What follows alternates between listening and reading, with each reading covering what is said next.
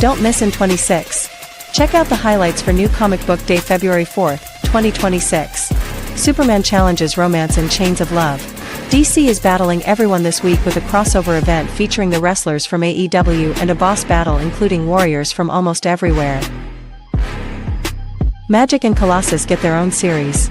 Storm shows the world why she's Earth's mightiest mutant while Godzilla's rage heads toward the cosmic, in the new Infinity Roar. A magical and violent shield guides a mild-mannered orc through a never-ending war in Dork. Department of Truth and Spawn continue.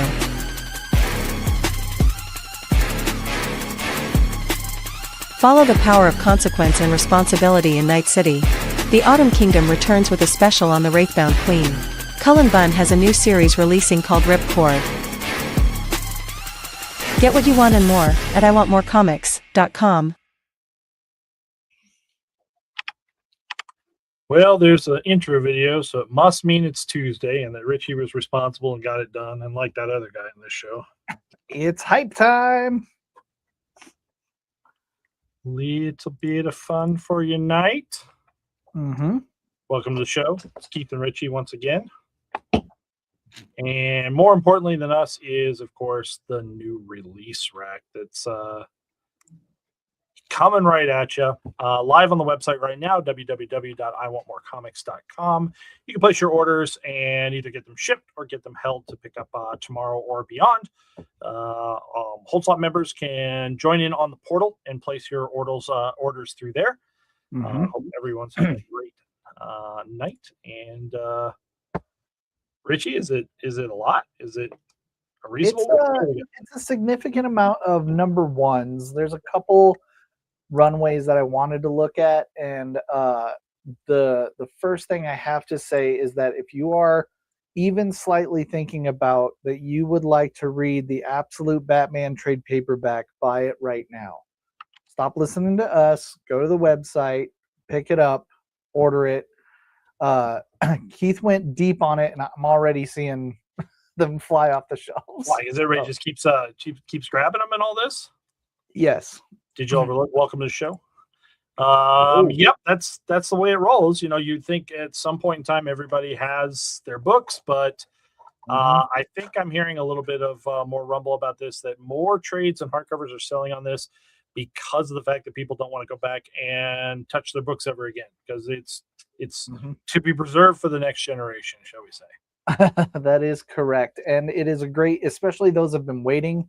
Abomination is an excellent arc, so it just kept getting better. And this is the next 7 in your group. So 7 to 14 on this bad boy. $19.99 for the trade paperback. I think it's $29.99 for the hardcover. Am I crazy? Yep, $29.99. Yep. There you go. So pick that up now. I don't know if that'll make it to the weekend, and that's with Keith. I respected Keith's number on that. So, I mean, I'm already going to have to put in tomorrow another reorder, right? I mean, like, yeah, it's just like that. We're definitely selling more of this than I'm trying to think. Like in the heyday of Walking Dead trades. Yeah. Like how many would be ordered at a time? 6. You said how many? It was like 6. Sean says 6. I thought it was more than that. No, because we were ordering a lot. So then this is starting to compete with Brubaker. Yeah. OGN level. So it is incredible, and I'm here for it. But I want everybody that watches the show and stays on top of things. I'm giving you special treatment. So jump on there and get them now. You don't have to wait. They're available. What a nice guy. We do have a lot of number ones to get through and kind of talk about. Some are pretty self-explanatory. Other ones I'll give you a little update on. I don't really have them in order, so I apologize for that, Keith. I'll play catch up. We'll start with Dynamite, with what might be the most ridiculous number one that we have dropping. Archie and the Army of Darkness. It drops this week. Archie always takes whatever crossover they're doing very seriously. I would argue they're probably the best at making crossovers work, regardless of how ludicrous they were. And that goes way, way back. Like, this is of all time. They've been doing horror slasher series mixed with Archie for a long while. Predator meets Archie is one of my favorites, and this one's probably going to jump up there as well. The front cover should tell you everything you need to know. Eric Burnham's going to be writing it. I think this is going to be a good time. If you like either property, you do not need to like the other one to pick this one up and enjoy, I think. Yeah, it's going to be funny. It's going to be interesting. Robert Hack on that brought it just like the original VHS. I guess it was a movie poster first. But it's got Ash, it's got the Army of Darkness. It's all there. It's everything that you want. Absolutely. We'll move next over to Image Comics, where Brett Bean is picking up his own series. Most of you may not know the name, but you definitely know the work of Brett Bean. But Brett has been running all the illustration work behind I Hate Fairyland, and now he's got his own series called Dork, half dwarf, half orc. It is a mild-mannered little orc that kind of befriends a magical shield that has a thirst for vengeance in the unending war fantasy realm of orcs versus wizards, dark elves versus light elves, those kind of things. This kind of pacifist orc is trapped in an all-out violence and war. So I would say it's a side, like it's I Hate Fairyland adjacent. They have nothing to do with each other except for the premise. To me, feels a lot of like I don't want to be here and have to deal with it kind of thing. But Brett's artwork always, leaps off the page to me, and I think this is going to be a blast for those that are interested. I think if you do like I Hate Fairyland, this is probably an easy jump over. We didn't tie anyone to that because I think it'd just be a reach too far. So if you're interested, jump on it now and give it a shot at number one. Mm-hmm. Really good one there. Mm-hmm. Next up, I guess we can kind of do both of them. The first one's from Oni Press. And this is Autumn Kingbound, Autumn Kingdom of the Wrathbound Queen. Sorry. You don't have to shorten it that much. We got time. This is from Cullen Bunn. This is from his Autumn world, which is kind of like an Evil Dead meets Labyrinth style world of fantasy and horror, goblins, trolls, all those kind of things mixed into one. The Wrathbound Queen is one of the featured baddies of the universe, and this is going to be a unique look into that character. So if you were on Autumn, you got tied to this automatically. If it's been a while and you didn't know it was coming out, I thought I'd highlight that. Plus anything Cullen Bunn should be looked at. That will lead us to our next one from Ignition Press, which is called Ripcord, another Cullen Bunn gig. Ripcord is about a drug called Ripcord, and this drug basically gives you a real life out-of-body experience. However, it is all your body. You kind of black out and turn into this vicious attacking monster and kind of wake up not knowing where you are. A la kind of werewolf, you'll see a lot of werewolf themes and adjacent visuals for that. It is from Ignition Press, which I really dig, and I think that this is going to be dark, gritty, and overall thriller fun. So highly suggest it. Yeah, the 1 in 10 kind of stands out a little bit to me here. We obviously are only going to have 1 or 2 of that one, but Anaki Miranda on that from We Live Success. Good. Really good art and thematics for the horror side of things there. Yes. Right next to it, you've got Love Ignited. Yes, thank you. I was bringing that up next. Since we are in Ignition Press, we will talk about Love Ignited. It is their first anthology series. Think of this like kind of EC horrors or creepy thing like that. This is going to talk about the weird, wild world of love and how that emotion runs rampant throughout the cosmos, not just here on Earth, but all the way into space, and how odd it is to kind of engage in the world of romance. What does that mean? A ton of cool stories that I saw through. I just kind of flipped through it, but the thing I really want to highlight is the writer here is Patrick Horvath, which hasn't sprawled out much, but we all know that gentleman from Beneath the Trees. So Yeah. that is your gig, and his kind of twisted humor. I think this has the chance to be an underground hit for sure. I could see that. And since we brought up Beneath the Trees, we might as well bring up the craziest crossover I've seen in a long, long time. I know that at DC there's already been a little bit of conversation about this piece, and I'll jump in front of it. It is a one shot, and when you see the cover, you kind of already get the idea that potentially this is going to be a blip. It's not the main part of the story. Even when it was announced, it was kind of like hey, this is kind of like a side story of a little what if kind of thing. I think a lot of people wanted more or expected more, but honestly, for $4.99 on a comic book with this much IP, I think we should all just kind of enjoy the story and be appreciated that it exists at all. Especially when you think about all of the dotted I's and crossed T's that have to take place just to put all these people into one comic book. So it may not necessarily be the meaty story that you were looking for, but the fanfare of it all, I think, deserves to exist. And the fact that we went for it and got something at all is a special and unique thing in comic books history. And for me personally, I would like that as part of my collection. With that said, the variants on this thing are incredible and licensed for that matter. So this isn't a fanfic. This is real stuff that came out with the production companies behind them. So that's something really cool. A la what Keith is highlighting right here, a Homelander versus Superman story, which is something I didn't think we'd get. No, and the fact that you get the like creators that are involved with this are involved with the projects. Again, Derek Robertson here doing the Homelander versus Superman.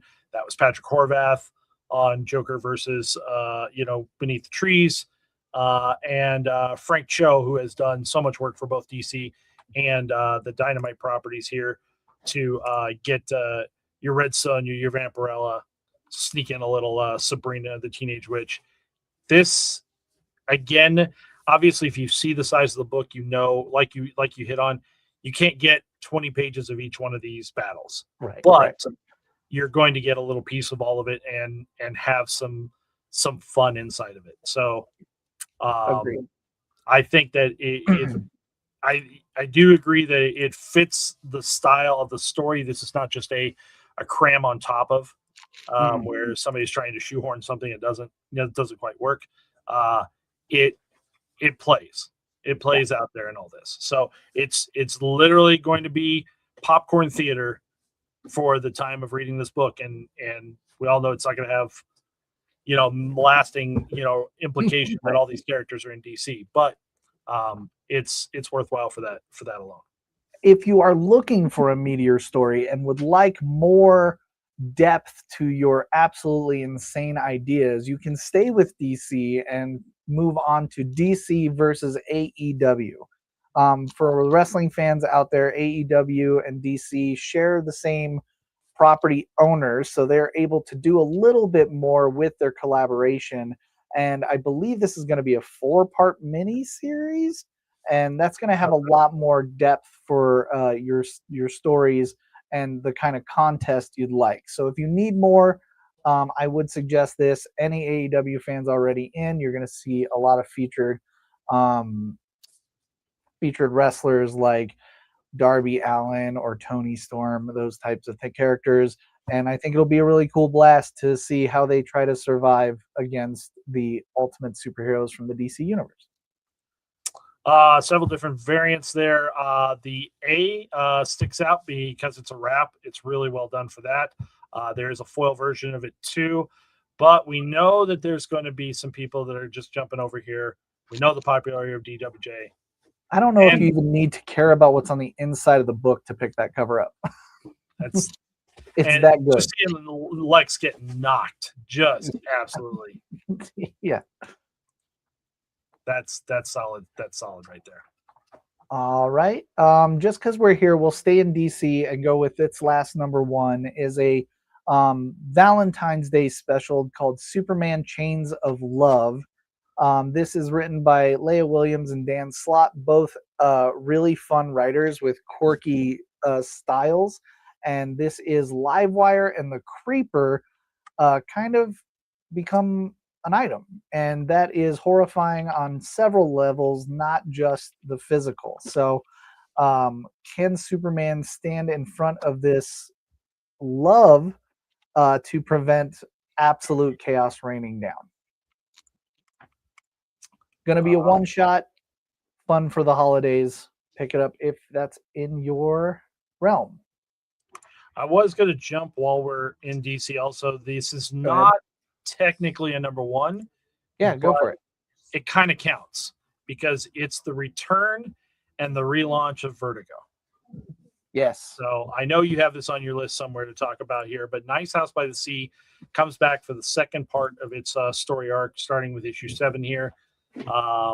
Tinian continues. It was first Nice House by the Lake for 12 issues, now Nice House by the Sea. But you are getting the Vertigo quality treatment, and this is probably one of the best books that they could have included inside this to turn around and get you the signature flavor of Vertigo to kick off its relaunch. I just enjoy seeing the logo on that book. It feels right to me, so I agree. Well, I wonder what would happen if somebody lit that logo up every day, huh? I showed Ricky something they're going to offer out to us that's going to probably make its way here into the shop. So we're going to maybe we're looking into the future. We can keep on the love concept for the holidays. February is up, which means Valentine's Day specials are going to hit over at Dynamite. They're dropping one of their first ones with Supernatural Valentine's Day special. If you're on Supernatural ongoing, I went ahead and threw this into your hold slot as well. But if it's something that you want to pick up, this is a great gift for your Supernatural fan in your life, and a great Valentine's gift I think you should pick up. It's also set up as a single one-shot kind of thing, so you know you're getting a totally included a story in that. Mhm. So working pretty well for that. And gives you there. We can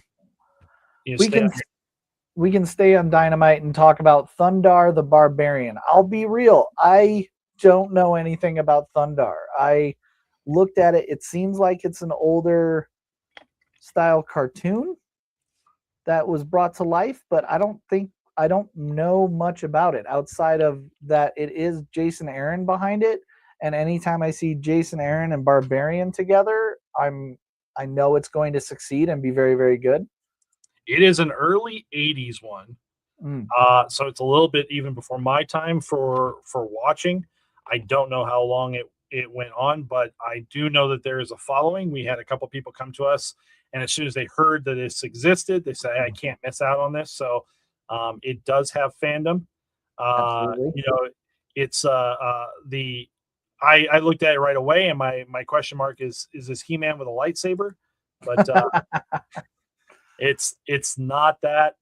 I do know I've seen the trusty pal character here. That's part of this. I know I've seen that before. So again, we can't speak highly about the content of it because we're just not in the know there. But there is definitely fandom out there for this. If it tickles for you, it's available now. Yeah, the things we can rely on here are the fact that Dynamite has taken every IP they've taken on in the last, let's call it 4 years, very, very seriously. And regardless of its era, they have been putting out excellent work, adding a weight to it that feels like you felt when you were watching the show. And if anyone's going to do that with Thundar, Jason Aaron, I think, is probably the number one answer of anyone that would like them to write it. This coming from a Turtles fan who just got off of his Turtles run. I can't wait for Thundar fans to enjoy Jason Aaron's writing on this. So. Yeah, he'll treat it with respect. All right. Moving on, we have a Keen Spot number 1 called Sky Clad. This is about a stripper from a gentleman's club who turns out to be a witch who is living off of the spirit of the lonely men she entertains, all while trying to hide from a witch she scorned in the early 1800s. Feels very Vampirella, very witch storytelling there. So if that's something you're into, Keen Spot's got your number 1. Yep. And then over at Dark Horse, I wanted to talk about Matt Kint's new story. This is Matt Kint, writer behind Berserker and Stray Bullets, David Lapham. This is Fight Club meets Superman. It says it right off there at the top. Basically, it's a hero caught between two worlds, one in his waking time and the other in his sleeping time, and they're both actual realities. In his daytime, he is in a universe devoid of all or when he's asleep, he's in a universe that's devoid of all heroes. But when he's awake, he has to kind of fight for good and things like that. So he kind of has to choose between his life of being just a mundane, everyday person or this hero that has all this responsibility and problems and having to overcome everything every single day. It's always life or death. And he's struggling with that, and it's kind of doing weird things with his brain. All of that exposition with knowing Matt Kint's behind the curtain on it, I'm super excited for it. It's going to be a 3-part mini, which means we don't need to dedicate ourselves with a lot of money here. But I genuinely think you're going to get huge bang for your buck on this story if you give it a shot. Nice. I think that was all my indies, which means you and I can move over to Marvel. What you got? Marvel does have one tie to kind of like an offshoot, but it's Planet of the Apes versus Fantastic Four, another crossover with our Fantastic Four. I do like them in crossovers because it feels like they would do something that would send them to a different dimension and kind of find themselves dealing with these characters. So this is, I did not tie people that were on Fantastic Four to this. If it is something you're interested in, I think it would be a personal pickup, not something that I would think I should just think you want. But this variant by Peralta, I was going to say there's some really good variants on there that you should check out for sure. This combines elements from both sides of the fandom. It does. You've got an obvious homage cover. You've got stuff that harkens back to the art that was in the original Planet of the Apes. This is so good. This is really, really here. So I really salute that one there. This also is harkening back to movie posters for Planet of the Apes. So another one. I couldn't tell you which movie it was. Other people would correct me too quickly. I know of the movies. I don't know them well enough to identify it that way, but it's obvious to me about where it came from. All right, then moving on to Magic and Colossus with a number 1. Ashley Allen takes on the siblings, kind of getting their own offshoot of story, which I think is warranted. I think that both characters provide enough that they could do solo. Magic just came off of her own solo run, but I think the two of them together in the Shadows of Tomorrow storyline merit a unique offshoot that people should follow along. Nice. Great ones there. Villalobos, by the way, DeMeo and Scotty Young, great options. Villalobos has got like 6 of them that are just ridiculously good, and one of them is on the last number 1 I want to talk about, which is one I am kind of excited about. But Storm, Earth's Mightiest Mutant. Storm is back in a an ongoing series in their own right, just kind of following one of the strongest mutants in existence, coming off of the Cosmos coming back to being Earth's protector. It's kind of a day in the life story. We start with in issue number 1, just kind of seeing where Storm is after all of Doom's era. Yeah. And there's your little logos that we were talking about there. Striking. There are absolute excellent ones in here. Yeah. The other variants for that runway, Figari, Dicron, the Cosmic Invasion, if you're enjoying the video game. Even the A is striking here for RB Silva. Yeah. No slouches in that one for sure. Nope, no losers. There is one number 1 in Marvel with Godzilla. Godzilla's been running just rampant through the Marvel universe. If you've been following that, just kind of like Predator and Alien have as well. Godzilla is moving into space, going to take on all of our cosmic heroes and see if he can take them down in Infinity Roar, which I like the name of that. The covers on this are really good, but I don't like promoting 1 in 25s as a like, hey, you know, this one costs more. But seriously, the 1 in 25 on this cover or on this issue is just incredible to look at. It's one of my all-time favorites. I think it's a nullified Godzilla. It's right there in the top right corner. Did it sell? Oh, it sold within the time we were on. That's why I was the show. I was going. It was available when I started this. I promise.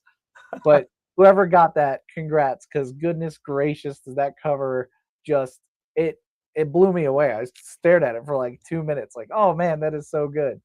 You've still got Stegman. You still got Casanovas. Absolutely, the Mothra one is one of my favorites as well. It's a great second place to me. Yep. Moving on to, I guess this is technically DC. I thought it was a Marvel, but it's DC's Marvel Treasury edition of Superman and Spider-Man. This is kind of like a sneak preview of things to come. March is going to be a big month for this crossover, but we are going to go ahead and do Superman and Spider-Man again. This is visiting us back during the Marvel Treasury in the first crossover they did with Doctor Doom and Parasite. These are oversized, I believe, too. Yes, these are on Treasury edition sized. Yeah. You have the original cover and the original cover in foil, or Brian Boland does an homage here, just straight up for a new cover, but in his style there. Mm-hmm. You know, that is excellent. For those that have been waiting, this is a tiny little announcement that we kind of got our Viz Media back up and running. With that came the new edition of Dan that dropped. Our graphic novel 17 is available if you've been waiting for it. You can pick it up now. Now, as a store, because of the circus that was between Diamond and other publishers and the shuffle and what we were getting done, and we are now got everything taken care of our direct.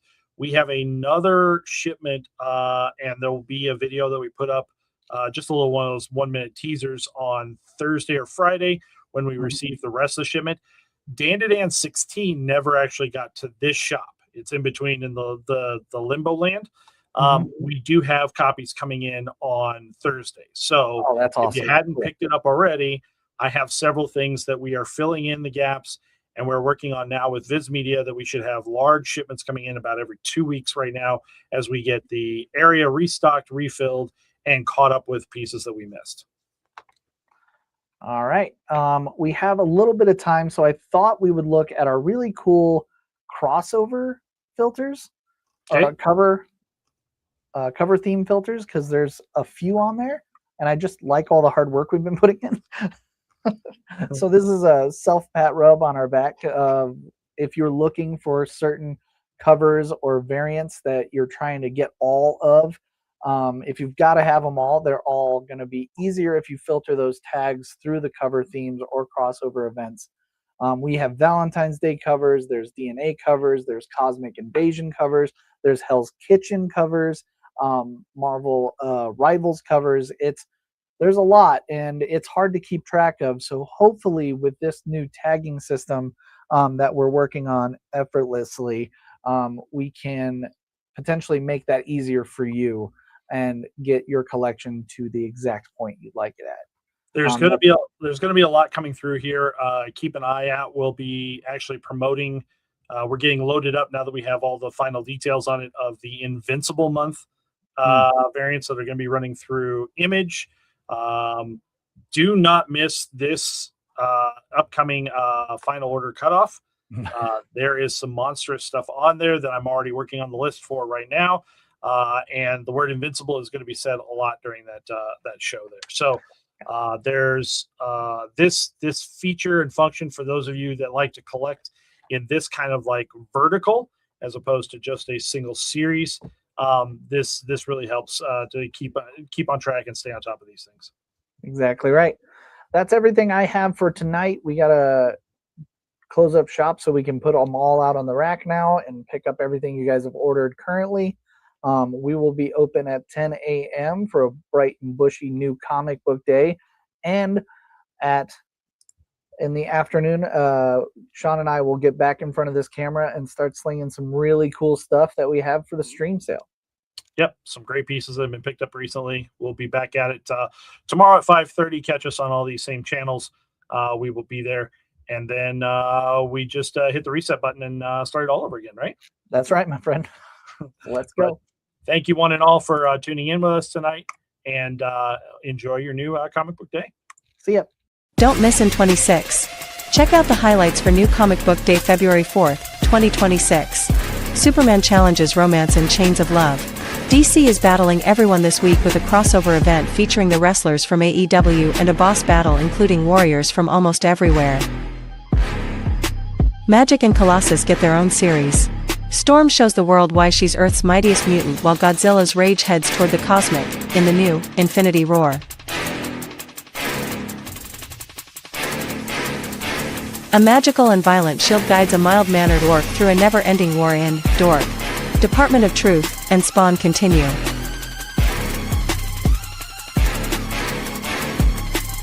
Follow the power of consequence and responsibility in Night City. The Autumn Kingdom returns with a special on the Wraithbound Queen. Cullen Bunn has a new series releasing called Ripcord. Get what you want and more at iwantmorecomics.com.